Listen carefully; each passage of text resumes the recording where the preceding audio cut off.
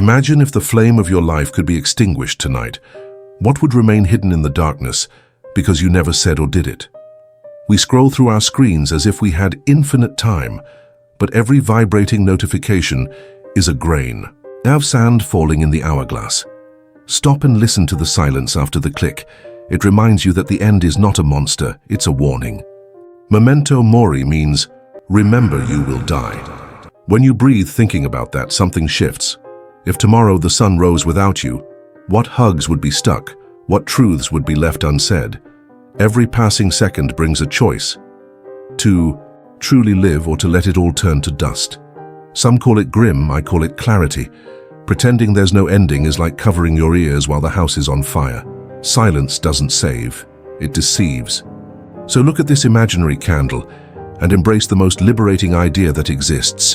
One day you'll be gone, and that's what gives color to everything that begins now. You wake up, open your email, rush to a meeting, drink the same coffee, repeat it all again, and by night you feel like the day passed without leaving a mark. It's like we live in a ghost day, always the same, as if time were endless. The Roman philosopher Seneca already warned us in very direct words, you act as if you were going to live forever. That's why we push dreams to tomorrow, as if tomorrow were guaranteed. Ask yourself, how many important things did you take off your list today? How many I'll do it laters became habit?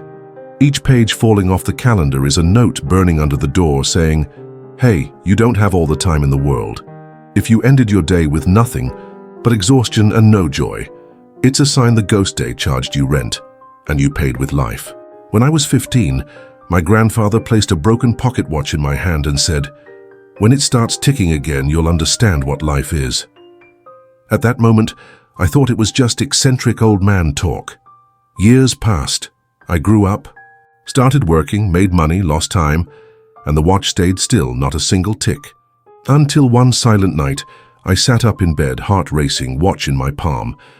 That's when I understood it would never work again. And that was the lesson. The hand that really matters isn't made of metal, but lives inside your chest, beating, non-stop. The broken watch screamed, time is motionless, you are the one who runs. Since that shock, I've carried the watch as a reminder that everything I need to do must fit between two heartbeats. There's no such thing as when it starts ticking again. There's only now, this minute, this choice. Imagine a giant auditorium where the lights go out and one by one, thinkers from different eras take the stage to speak the same truth in different accents. First, Epicurus from ancient Greece raises his hand and calmly says, death does not concern the living, because when it arrives, you are no longer here to feel it. He wants to remind us that fear of the end steals the flavor of now. When Epicurus sits in walks Montaigne, French, witty, holding a thick book of personal notes, he smiles and says, to philosophize is to learn how to die. Translation, facing the final period makes each paragraph of life sharper. Soon after, the doors open for Heidegger, German, dark coat, serious eyes. He says, only when we remember that we are going to die do we discover who we really are. It's like the expiration date scrapes the ink off false packaging. Finally, Buddha appears, sitting in silence for a few seconds before whispering, all that is born changes, recognizing that opens space for compassion. If nothing lasts, fighting loses its meaning and caring becomes gold. 4 voices, 4 continents, 1 refrain. Remembering death is not morbid. It's like placing a magnifying glass over the present. It's like cleaning a fogged-up car window. The road stays the same, but now you can see the curves, the trees, the horizon. If these masters, separated by centuries and oceans, sing the same song, maybe the universe is screaming in surround sound. Make the most while the stage is lit, because this show is not a rehearsal. Now imagine someone knocks on your door and hands you a very direct note.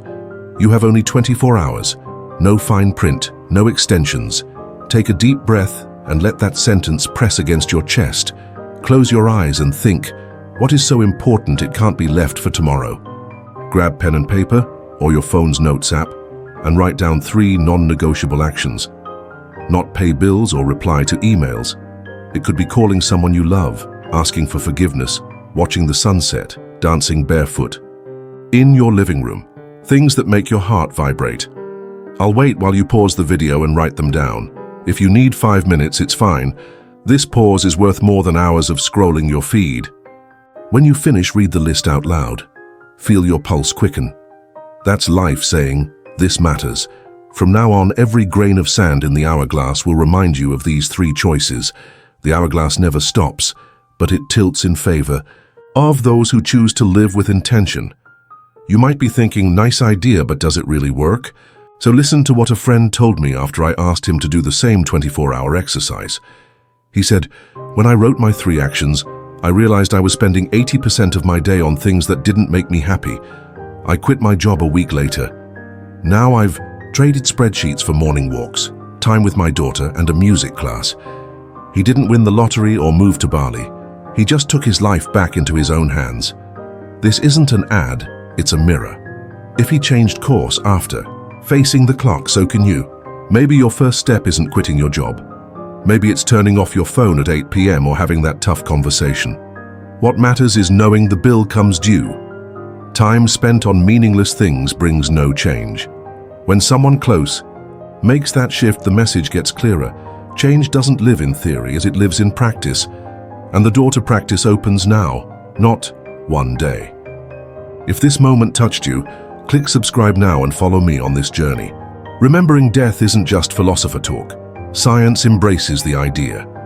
A study from Harvard's T.H. Chan School followed almost 50,000 older nurses and found that those who felt deeply grateful lived 9% longer over the next 4 years, even when adjusting for health, lifestyle, and other factors. Gratitude doesn't scare away death, but it seems to stretch the road to it. In another field, psychologists test what they call mortality salience, spending a few minutes remembering that life ends. The result? People focus more on meaningful goals and are more willing to help others. In other words, bringing the end to the table gives the present new energy and purpose.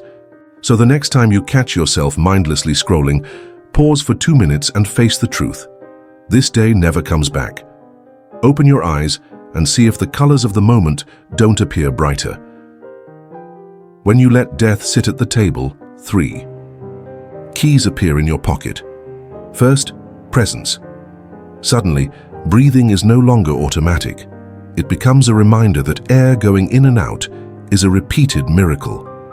Feeling the ground under your feet, the taste of coffee, the wind on your face.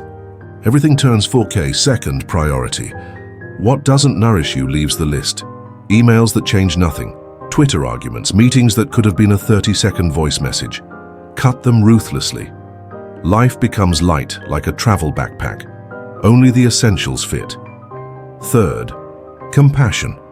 Realizing each person carries an invisible clock awakens kindness. Cutting the line loses meaning when you remember the person in front of you also has an expiration date. Together, these keys turn blind haste into conscious rhythm. You no longer rush to get there first. You walk to feel the path. Fear turns into raw energy and time once an enemy becomes a maestro. It sets the tempo but hands you the baton to choose the melody. We are standing at the edge of this imaginary rooftop, where the wind brings truth with clarity. It's not death knocking, it's life asking to be felt right now. If you stayed with me until here, prove you were present. Go to the comments and write the phrase, I choose to live, followed by your 3 sacred actions, the ones you will no longer postpone. I want to see who really heard the call and what they chose to do with every second left. Remember, the clock runs, but it smiles at those who live each moment as if it were the first and the last.